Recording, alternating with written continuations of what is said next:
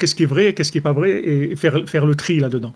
Alors Rabbi Nathan, il nous dit que maintenant, pour faire le tri dans l'imagination, pour savoir qu'est-ce qu'il y a à prendre, qu'est-ce qu'il y a à laisser, quelles sont les quantités, le dosage, etc., on a besoin d'une sainteté très élevée. Parce que si c'est une sainteté qui vient du monde de la purification, pas du monde de la sainteté, c'est-à-dire qui vient juste d'un nettoyage qui a été fait dans ce monde, alors c'est pas possible de s'en sortir. Ça peut être même pire. C'est pour ça qu'on n'a pas le droit de mélanger le lait et la viande. Parce que le lait, c'est quelque chose qui a été entièrement trié par Hachem. Le lait, il est prêt à la consommation immédiate. La viande, il y a beaucoup de choses à faire avant de manger de la viande. Maintenant, ces deux-là, on ne peut pas les mélanger. Et si tu mélanges ces deux-là, ça fait explosif dans l'imagination. Ça fait des explosions dans l'imaginaire. C'est-à-dire ça donne des fantasmes si tu mélanges ces deux choses-là.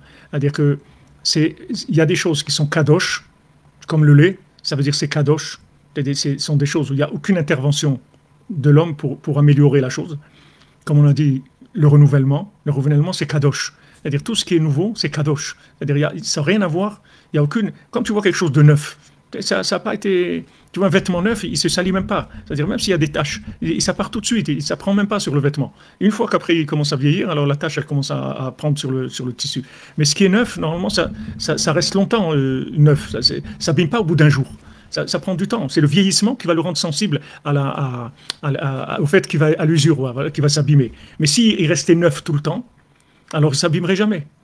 Si maintenant tu te renouvelles, tu t'abîmes pas. Ce monde-là, il ne peut pas t'attraper. Ce monde-là, il n'attrape que des gens qui les a eus à l'usure, il les a vieillis, alors il les attrape. Mais si tu te renouvelles, il ne peut pas t'attraper. Donc, le principe du renouvellement, c'est le principe de la sainteté, et c'est une sainteté qui est très élevée. C'est très élevé.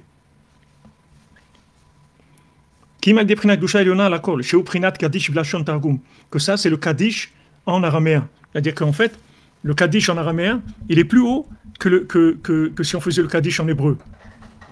Le Kaddish en araméen, c'est plus haut que le Kaddish en hébreu. Parce que le Kaddish en hébreu, c'est quelque chose qui est dans un état déjà de sainteté. C'est comme solaire.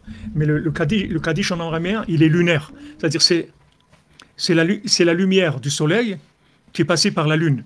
Donc elle devient beaucoup plus forte que la lumière du soleil elle-même. C'est-à-dire que quand on est passé par le Noga, par la clipa du Noga, et que maintenant on a été Mekadesh le Noga, on a sanctifié le Noga, alors ça c'est beaucoup plus haut que s'il n'y avait pas eu. C'est comme Adam Arishon, il va être mieux réparé que s'il n'avait pas fauté. Pour tout ce qu'il y a dans le monde, c'est comme ça. C'est-à-dire que quand maintenant on descend et on remonte, on devient plus grand que si on n'était pas descendu. Et comme ça, Rabbi Nathan, il avait un élève qui était quelqu'un de très, très bien, très haut et tout. Mais Rabbi Nathan lui dit, j'ai pas de satisfaction, j'ai pas de plaisir de ce que tu fais parce que je sais que si tu tombes, tu vas pas te relever. Et ça a été comme ça. Il n'est pas tombé, mais il est mort jeune. Il a pas vécu longtemps. C'est-à-dire, nous, on croit que ce qui est bien, c'est un rapport avec le parfait. C'est-à-dire que pour que ça soit bien, il faut que ça soit parfait. Et ça, c'est un collage de Amalek, c'est pas vrai. Le bien et la perfection, ça n'a pas de rapport. Il y a quelque chose qui peut être très bien et que c'est complètement boiteux, mais c'est très très bien. C'est des chaussures à trois coins, mais c'est très bien, c'est extraordinairement bien. Et on voit cette notion chez le cordonnier, c'est-à-dire qu'il passe par l'étape où il est vraiment mentalement diminué dans son métier, dans sa façon de vivre, etc. Et de là, il arrive à être, comme Rabbeinu dit, le roche des tzadikim de la génération. Il devient le plus grand des tzadikim de la génération. Parce qu'il est passé par cette étape-là. Donc, c'est pour ça que le Kaddish, on va le dire en araméen, on ne va pas le dire en hébreu. Quelqu'un dit, oh, mais alors on va dire le langage, on va le dire en hébreu, que c'est le langage saint. Non, c'est plus grand. Le Noga réparé, quand tu prends le Noga, c'est-à-dire la chose qui est ambivalente, où il y a les deux aspects, et tu l'inclus dans la sainteté, c'est beaucoup plus haut, beaucoup plus élevé. Beaucoup plus élevé. C'est pour ça que nous, on est plus élevés que des anges. Si on arrive à avoir une vie correcte, on est plus élevés que des anges. Parce que nous, on va chercher des éléments dans des endroits où les anges ne peuvent pas aller. Les anges ne peuvent pas aller dans le mal. S'ils vont des gens dans le mal, ils disparaissent complètement. Ils deviennent des monstres. Ils ne peuvent pas aller dans le mal. Nous, on va dans le mal et on fait sortir le bien. Et ça, c'est quelque chose qui est spécial à l'homme.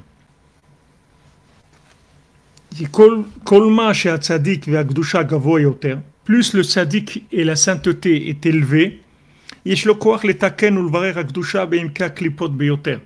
a la force de descendre plus profondément dans les clipotes, dans le négatif, et là-bas,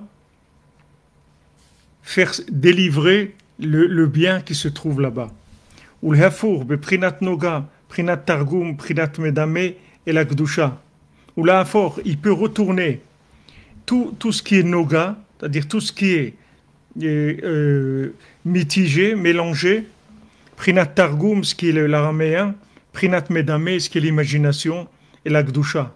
Il peut amener tout vers la sainteté, c'est-à-dire qu'il peut prendre quelque chose, comme le rêve, comme Yosef, quand il interprète le rêve de Paro, il lui dit directement qu'est-ce que ça veut dire. Il dit voilà, ça veut dire ça, ça veut dire ça, ça veut dire ça. Et des éléments, il n'en parle même pas parce que ça n'a rien à voir. Il les a éliminés.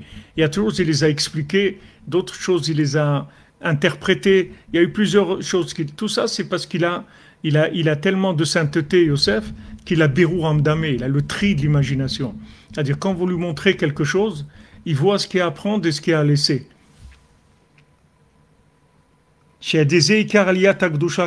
Parce que c'est comme ça seulement que la sainteté s'élève.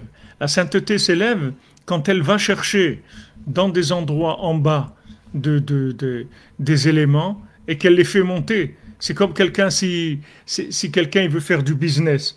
Maintenant, s'il place son argent à la banque, eh ben, ça va lui rapporter tout le temps la même chose.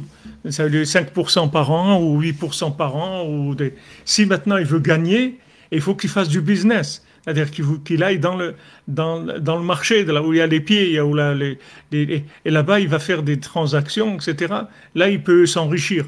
Mais si maintenant il met de l'argent, il les bloque à la banque et il prend des intérêts, ça sera toujours pareil, il n'y aura pas d'évolution. Maintenant, la sainteté, c'est comme ça. La sainteté, elle a été donnée dans ce monde justement pour descendre dans des endroits qui sont vraiment des endroits malsains, et là-bas tirer la sainteté et l'élever.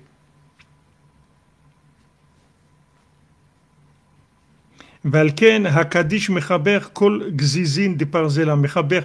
C'est pour ça que le Kaddish, il casse toutes les rideaux de fer.